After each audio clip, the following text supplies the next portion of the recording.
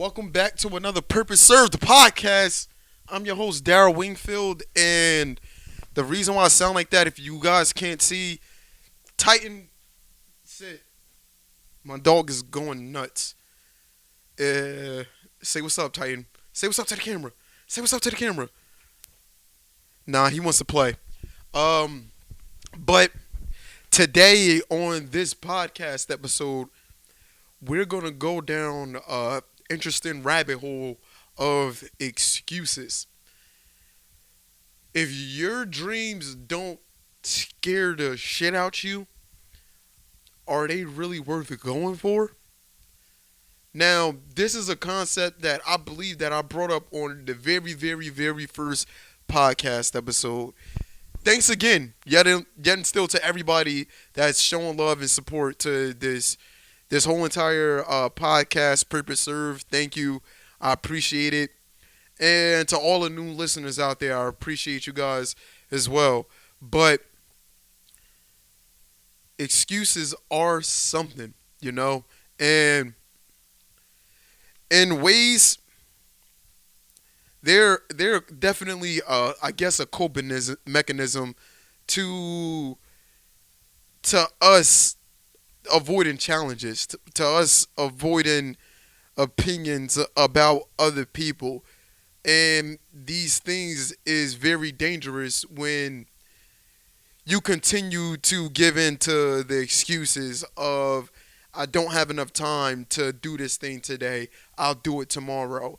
Or I'll do it somewhere down the line when the stars align.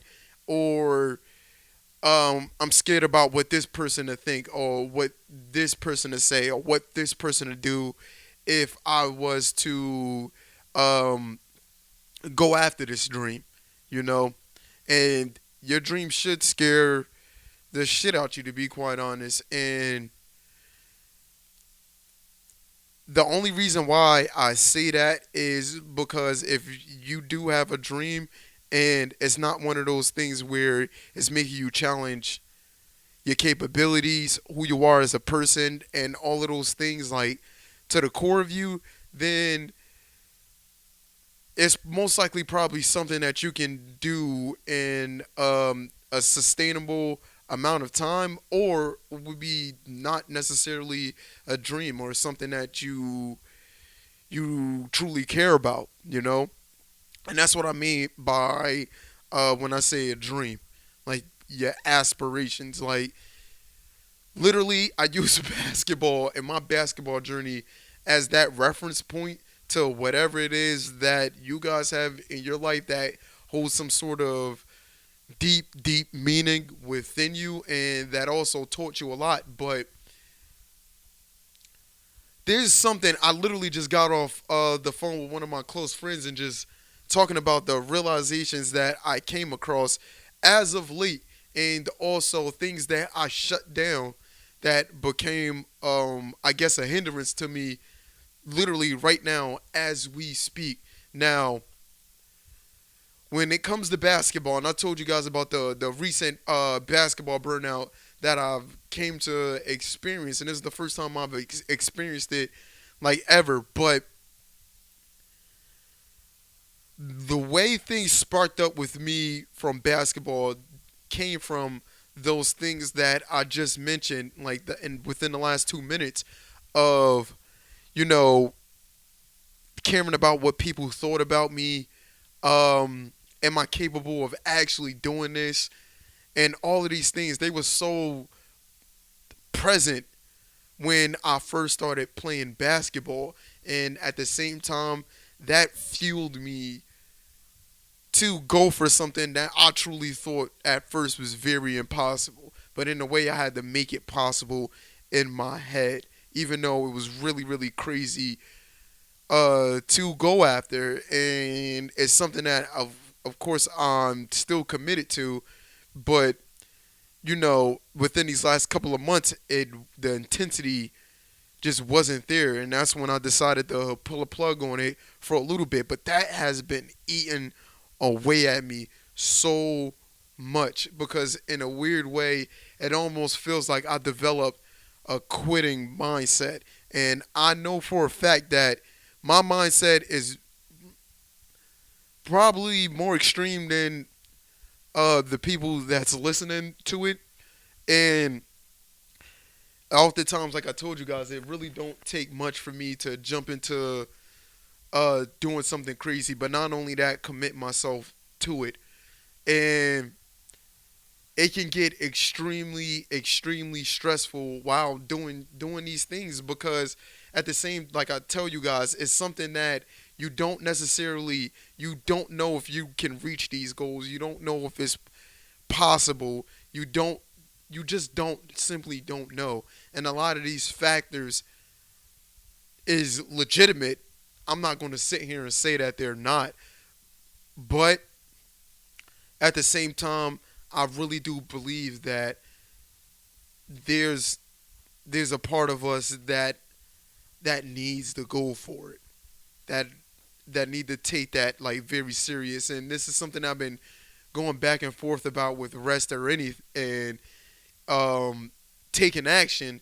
But the type of person that I am, I have enough energy to sustain doing a difficult task with a high intensity focus for a really long time. But that was something that over time I had to develop, you know. And don't give yourself an excuse every day to not develop a certain skill. And a lot of these things and these excuses that we hold, if it's basic things like anxiety, which I can say personally push me to really far extremes. Like, this is something that I guess people who compete in sports, they won't necessarily talk about just to have that competitive edge, but I definitely like will. But it's a strong sense of pressure and anxiety for what somebody else is doing, what another team is doing, what another team is capable of, what another person is capable of. And if you're really good at a sport, you take these things into large consideration, and then you take those things and you play them out in practice. You play them out, and like I guess like for example, how I practice is I simulate what I will possibly be facing against like another defense if I'm like in a season and I know like another team and what they generally do, or what another player generally do if I gotta face them or anything, and just go over those things over and over and over again. So when the opportunity presents itself and I'm there in that moment, it's not like this whole entire thing is like fairly new to me. I'm somewhat like prepared for it. And this is something that deep down inside it didn't feel like putting it off for the next day was a good thing to do. It didn't feel like, and when those moments arose, like for example, when I woke up first thing in the morning, and when I was exclusively, when purpose served wasn't even a thing, and I was exclusively simply playing basketball, it was definitely 5 o'clock in the morning when my alarm goes off, or and as the time went on, my body would naturally just know before 5 o'clock hits, like around like 4:45, that it's about to be 5 o'clock. Get up, do what you gotta do, you know, and being very prepared was in essence me working hard, me practicing. And when you're prepared, you give up things like excuses and you start to accept things like responsibilities. And think about that.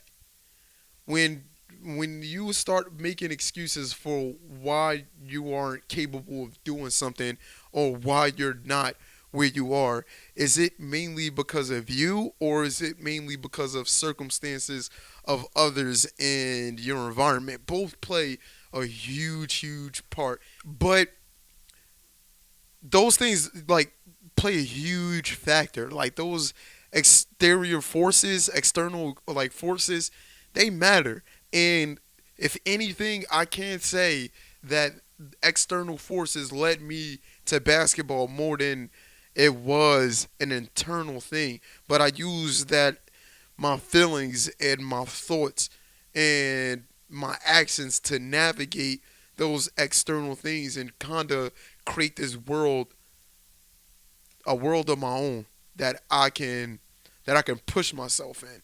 You know, if I set the right boundaries and functions around me trying to literally, yeah, 14, 15, 16, 17 years old, just this plan and this dream of going to the NBA. And we often make excuses to avoid the, like I said, the inevitable responsibility that come with these goals. Like, now switch it from, like, dreams and aspirations to something more practical, these goals that we have. And the more that we keep making these excuses, the higher the chances of you not taking any sort of action towards that goal. And in order for a goal to be accomplished, you must take action on that goal. If not, it won't happen. And to do that, you have to eliminate as many excuses as you possibly can and accept responsibility for as many things as you possibly can. That's within your realm of control when it comes to accomplishing that aspiration or goal that you set out for. And the ways that you can combat excuses is simply first decide what that goal is going to be. What does that goal look like? And, using, imagery and, vivid pictures in your imagination is very important, but it doesn't get the job done. It sets the tone for the universe that you're about to operate in, and what you're looking for, what you're seeking. And from there, you need to come up with a practical plan to accomplish that goal. And I'm big on developing whatever skills that you need to know, learn, develop, build, do. That's very, very important.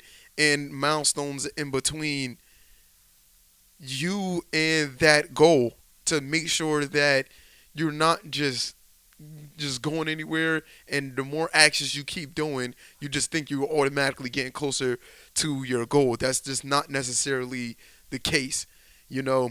And an example that I brought up with that, since I'm talking about freaking, since I always talk about basketball, is, like I said, me playing basketball at the Y all the time was not going to get me where I needed to go. It wasn't going to get me, to Spain and to on the Delaware Snipers or any of these places. I had to go out to go get it. But I used those places like the YMCA and empty gyms to hone that skill and prepare and practice. And I have a set goal with a set game plan. And now having little milestones along the way is very important. Like a milestone for me on an everyday basis was to, you know, when I was conditioning like heavy, it was to, be able to run 1 mile and consistently in 6 minutes and be able to do 2 miles in 12. But I remember 2 years ago before I went to a combine in Las Vegas, I believe, I was on a 2 month conditioning program where at first when I started it, I was so wildly out of shape that I remember when I was it was 1.2 miles I had to jog, and I probably got to .7 miles, and I stopped, and I felt so bad at myself for stopping and starting to walk, but I was tired. Like I was starting to breathe hard, but before I started stopping, I remember I started giving in a little bit right before I completely stopped. My legs started dragging. They started to get heavier, and then next thing you know, I found myself just walking. And then once I started walking, I was so freaking pissed off at myself, and I walked back because I was planning on running there and back. It was from my house and back, which is like a 2.4 mile run, and I was pissed. I was really, really upset at myself. And it was a part of me that was like, dog, if I had the strength to run, I'll do it. And I did, you know, but the next day went about it again. And I had a plan, just condition with running and weightlifting 4 to 5 times a week, along with putting up shots pretty much every single day. And the milestones was, go for 3 to 400, 450, 500 made shots pretty much every day, and do that weightlifting, upper body, lower body, abs, and conditioning every day. And it was brutal. It was so brutal. Just like for me to like but the mindset that I eventually developed after that was one that was I felt physically capable, and like I felt sharp, and it felt like I was just like I was prepared, I was ready. And this is something that I talk about a lot on this podcast, and this is something that I briefly mentioned earlier, but a part of me have an extremely hard time resting. A part of me have an extremely hard time being content, being, as crazy as it sounds, kind. This is stuff that I genuinely had to work on as if I was working on basketball. But from a competitive aspect, those things simply don't match. They don't align. And if you're looking at competition, which is different from, it is a form of expression, but I guess like expression that's different from like from like somebody expressing themselves through writing, fashion, music, painting, drawing. With competition is literally like getting into a fight. Going into a fight, you don't ever go into a fight, and you shouldn't ever go into a fight with the mindset of compromising with the other person, or trying to understand the other person, or looking for a solution with the other person or the directly opposing force. The mindset should be, when you're dealing with competition, is the street, take this thing out, attack it, and destroy it. And that was something that was there for me before I started playing basketball. Like I naturally was an aggressive kid. I naturally was somebody that went against the grain. I naturally was a troublemaker. And as crazy as it sounds, like, just this is a side note before I get back to the characteristics of competition. When I was growing up, I used to act out a lot, like where I told you guys, like my mom would have to leave her job to come lose out on money to come sit in class with me, and I needed an aid in class so I won't be acting out and be aggressive. Like I literally used to flip my desk over in class and have outbursts and scream. And doctors would talk to my mom about putting me on Ritalin, uh, because they felt as though like I had a strong sense of ADHD.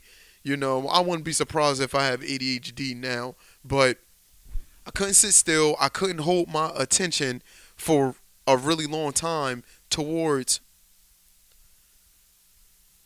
whatever we was doing because I would figure out and understand what we were doing rather quickly. And fast forward, I only say that just to give you guys a little background of the mindset of how that all of those things develop. With me making the decisions that if you're a frequent listener to this podcast, then you'll know. Me being that kid is not all too surprising, but for people that's new and listening to this for the first time, yeah, I went through crazy character transformations, and we all do constantly. We're constantly evolving as time goes on, and that's always out with the old, in with the new. That's why there's always room for innovation. That's why there's always room for things to get better.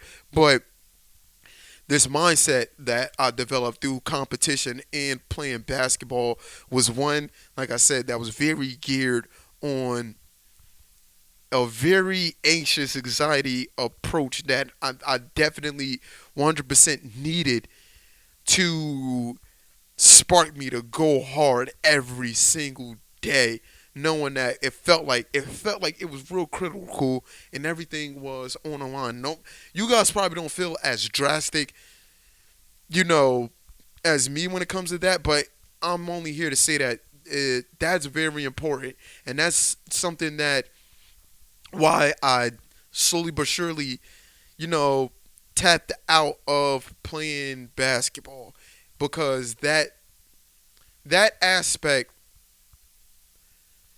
cohesiveness started turning into like a big thing with me. Cooperation, which is cooperation and competition, is two sides of the same coin. But when you're playing a team sport or just sport, you need cooperation from your coach, your teammates, whoever's a part of the staff of the team or whatever organization that you're a part of. But when you dealing with competition, cooperation, like I said, being over a dead horse right now, is key. But when competition come about, that was something that I lost sight of and I tapped out of, and was something a part of me when I very first started doing this was how can cooperation be a part of me doing everything that I have to do to pursue basketball